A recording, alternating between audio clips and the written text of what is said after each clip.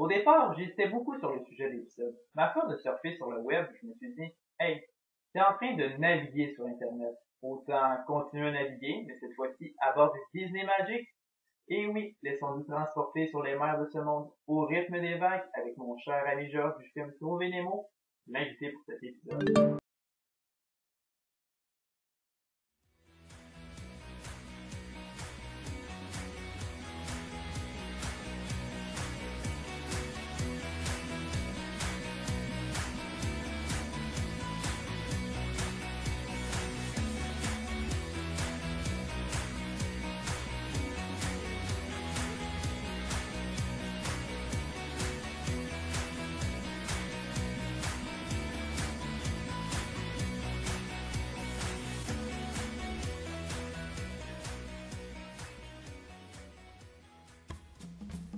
Donc, pour ceux qui ignorent totalement ce qu'est le Disney Magic, bon, déjà, vous n'avez pas compris ma première blague avec le mot naviguer, puisqu'il s'agit d'un bateau de croisière, mais c'est également le tout premier navire de la flotte Disney Cruise Line. Et pour ceux ignorant également ce qu'est la Disney Cruise Line, c'est une partie de l'entreprise la plus magique au monde, la Walt Disney Company. En effet, Disney Cruise Line possède des bateaux de croisière, 4 au total. Le Disney Magic, le Wonder, le Dream et le Fantasy. La compagnie a également signé un contrat d'une durée de 99 ans avec le gouvernement des Bahamas pour la possession et tout le contrôle d'une île qu'ils ont nommée Castaway Cay. Cette île est un arrêt exclusif pour les voyageurs des bateaux Disney et là-bas, sur cette île de 1000 acres où seulement 55 d'entre eux sont exploités, nous retrouvons une variété d'activités pour tous les goûts, comme du vélo, de la motomarine, des massages, de la voile, du volleyball ou tout simplement se relaxer sur le bord de la plage. Mais pour ceux qui s'intéressent à l'histoire de Disney, d'ailleurs ça vous intéresse pas, pourquoi écoutez-vous cette vidéo? Vous pouvez faire de la plongée sous-marine et ainsi voir dans le fond de l'eau deux sous-marins provenant de l'ancienne attraction de Magic Kingdom de 20 milieux sous les mers. Maintenant recouverts de la mine des 7 nains du New Fantasyland. Ouais, une phrase de combien? 120 mots. C'est quand même assez long. Mais là, je m'écarte un peu et c'est pourquoi je reviens dès maintenant au Disney Magic. Ce bateau de plaisance a été construit en 1998 par la firme italienne Fincantieri et a été entièrement décoré par Disney Imagineering. De l'extérieur, l'équipe voulait représenter un bateau transatlantique du début du 20e siècle, tout comme le fameux Titanic. L'intérieur, par contre, nous propose un style nommé Art déco qui se décrit en 3 mots: ordre, couleur, géométrie.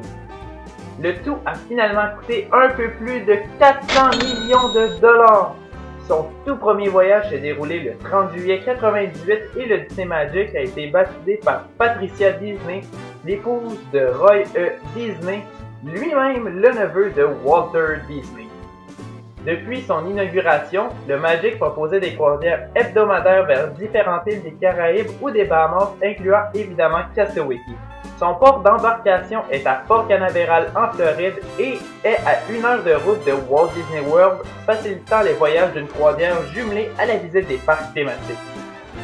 En juin 2005, pour la première fois depuis le début, le navire est relocalisé sur la côte ouest des États-Unis pour honorer la célébration du 50e anniversaire de Disneyland. Il finit par revenir en Floride, mais peu de temps après, en mai 2007 cette fois-ci, il commence son premier lot de croisière méditerranéenne. Durant l'été au complet, le Magic débute ses voyages à Barcelone, en Espagne, et fait 5 arrêts dans des villes d'Italie et 2 en France. Enfin, après l'été, le bateau est de retour à Port Canaveral et y restera jusqu'en 2010 pour une nouvelle aventure européenne. Suite à sa rentrée en Amérique, le Magic profite du temps des fêtes pour organiser une croisière plus longue qu'à l'habitude.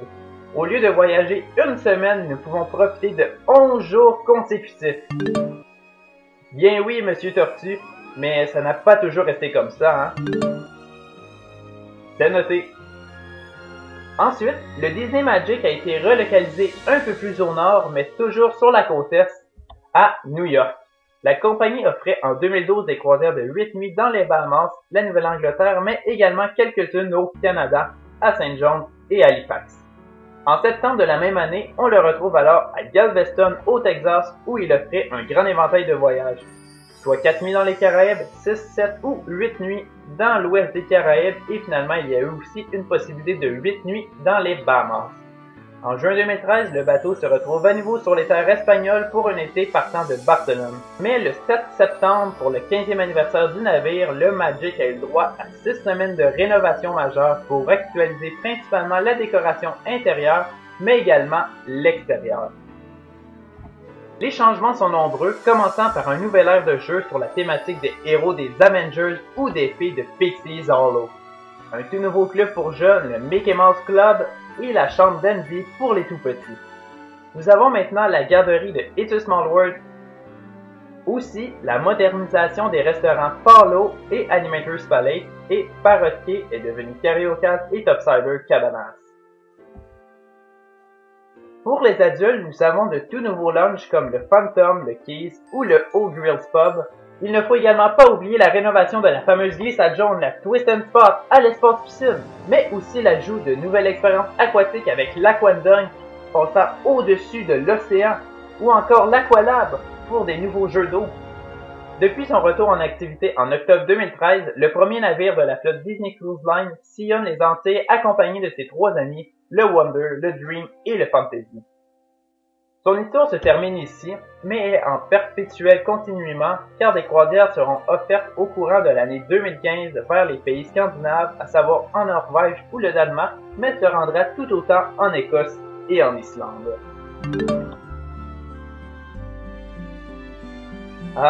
Pour le moment, rien n'est offert ou prévu en Australie ou encore en Nouvelle-Zélande, à l'exception d'un voyage organisé par Adventure by Disney au pays des kangourous. Évidemment, c'est très bien de connaître son histoire, mais qu'en est-il en général aujourd'hui? Eh bien, le bateau comporte 11 ponts publics, comme celui-là, celui-là, ou encore celui-là. Mais non, je rigole, on parle bien des étages. On rigole, on rigole. Et parmi ces ponts, il y a 875 chambres pouvant accueillir 2700 invités contre 950 membres de l'équipage. Vous remarquerez également sur les côtés du navire, il y a 20 bateaux de sauvetage de couleur jaune qui, en se regroupant avec le noir, le rouge et le blanc du bateau, correspondent aux couleurs de Mickey Mouse. Intéressant, mais une autre chose qui caractérise et qui démarque le Disney Magic est que sa corne joue les 7 premières notes de la célèbre mélodie de When You Wish Upon a Star. Ok, c'est beau, faut vraiment que j'arrête là, mes petites blagues là. Bref, écoutons-la. 3, 2, 1.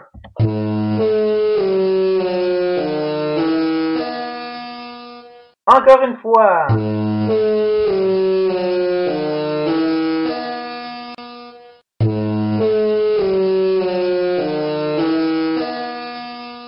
Ok, tu peux arrêter, là, on a compris, là. C'est beau, j'ai dit d'arrêter, là, c'est beau, c'est correct, là. Bon, il était temps, là. Ok, ben, je vais continuer pareil. Alors, sur le Disney Magic, nous avons de quoi nous divertir. Comme n'importe quel bateau de DCL, les divertissements à bord incluent des spectacles de style Broadway avec plusieurs personnages de Disney au Walt Disney Theater. Un cinéma au Buena Vista Theater où il y a représentation de plusieurs films classiques mais aussi des réalisations récentes. Plusieurs lounges ou clubs de nuit, plusieurs piscines et plusieurs parties thématisées comme le Sail Away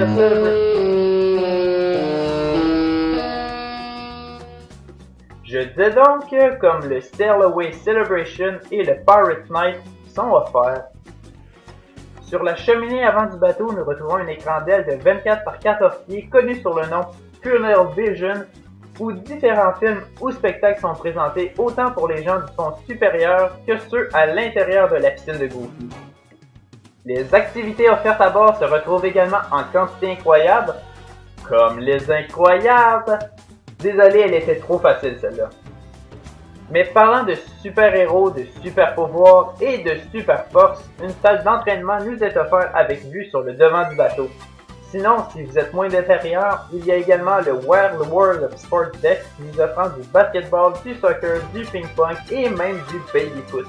Il est bien sûr possible de se relaxer. Pour les adultes, le Sun Spa, le Cove Café et le Quiet Cove Pool sont là pour vous. Et pour du plaisir en famille, vous pouvez profiter de la piscine de Goofy et des jeux d'eau d'Aqualab et des jeux glissables.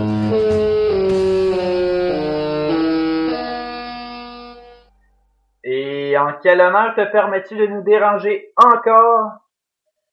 Bref, une autre palpitante activité à bord est la chasse aux personnages. J'aimerais apporter un hommage à la maman de Bambi. Revivons le moment tragique.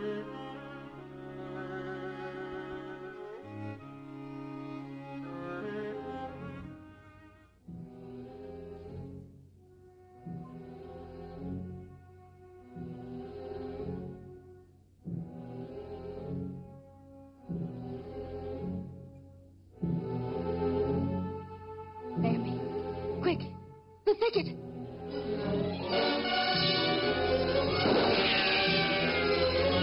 Faster! Faster, Bambi! Don't look back! Keep running! Keep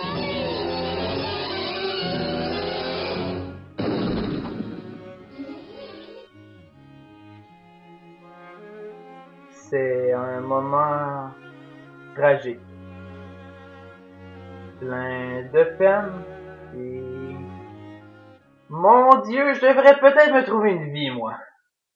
Non, en fait, tout comme dans les parcs, on peut rencontrer une multitude de personnages avec des habits sortant de l'ordinaire. On les voit lors de parties, de spectacles, d'événements dans les salles à manger, dans le lobby et un peu partout en fait sur le bateau. Ouais, c'est vrai, mais ceux-là c'est pas pour toi. Tu commences à prendre de l'âge quand même. Bah, comme tu veux. Pour nos tout petits, nous avons la garderie It's a Small World. Ensuite, pour les 3-10 ans, nous avons le Oceaner Club et le Oceaner Lab qui nous offrent des activités de tout genre, des jeux à l'ordinateur, au déguisement, tout y est.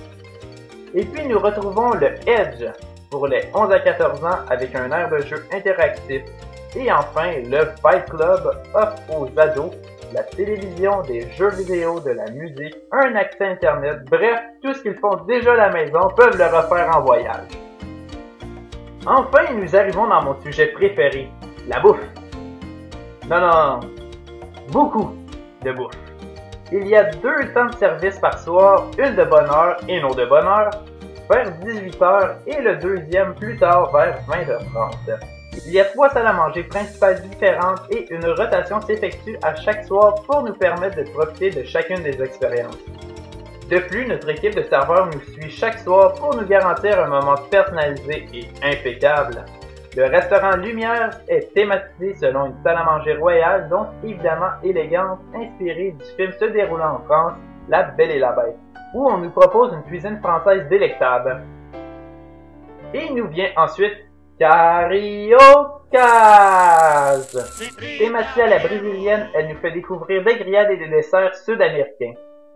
Il nous reste Animator's Palette, une salle à manger changeant du noir et blanc à la couleur tout au long du repas et nous servant une cuisine contemporaine américaine. Il y a également des soirées thématisées comme celle des pirates ou encore celle des princes et princesses, où des animations et des menus spéciaux nous sont offerts.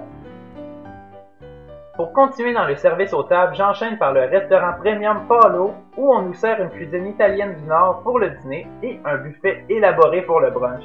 Paolo est réservé aux 18 ans et plus et nécessite cependant des frais supplémentaires. Parlant de prix supplémentaires, nous pouvons également acheter des collations tout juste à l'entrée du Walt Disney Theater au comptoir nommé Prélude. On y vend des drinks, des cafés spécialisés, des pretzels, des croustilles, des biscuits et des sacs de bonbons assortis. D'autres alternatives sont les services rapides. Le premier étant Cabanas, nous offrant le petit déjeuner et le lunch. Le buffet est thématisé selon la côte d'Australie du film de Coco George, Trouvez Nemo. Il y a également 3 restaurants extérieurs situés près des piscines. Daisy's Delights sert des salades, des sandwichs et des fruits frais. Pinocchio's Pizzeria nous sert évidemment de la pizza le midi et tard en soirée. Et finalement, Pete's Boiler's Bites sert des hamburgers, des hot dogs, des frites, du poulet frit, bref, le paradis des Américains. Le dernier endroit possible pour se restaurer est au Ice Cream. Pour ceux qui n'auraient pas compris, c'est un petit jeu de mots avec ice cream, crème glacée, et un œil qui provoque des cris. Ouais, je vais vous faire une petite confidence, mais gardez ça pour vous. Ce petit kiosque me donne des frissons dans tous les sens du terme. Alors, c'est sur cette blague totalement nulle que je dois vous laisser. J'espère que cet épisode de Disney, une histoire animée, vous a plu, mais vous a fait également rêver à votre prochaine croisière, peut-être avec le Disney Magic ou encore avec tous les autres navires de la flotte Disney Cruise Line. Voilà, abonnez-vous donc en cliquant sur le bouton juste ici, et puis pourquoi pas mettre un petit pouce vert si vous avez aimé, ça me ferait plaisir. Enfin, si vous avez des questions, des commentaires, des insultes ou encore des suggestions pour une prochaine vidéo, faites-les moi parvenir dans les commentaires de la vidéo ou la discussion de ma chaîne. Pour les suggestions, il peut s'agir de tout ce qui a un rapport à la Walt Disney Company, des réseaux des médias, aux parcs et resorts, en passant par les studios Disney, les produits de consommation ou le département Disney Interactive. Vous me croirez jamais si je vous dis que je veux parler de tout et que cette compagnie me passionne jusqu'à l'infini et plus loin encore. Ciao!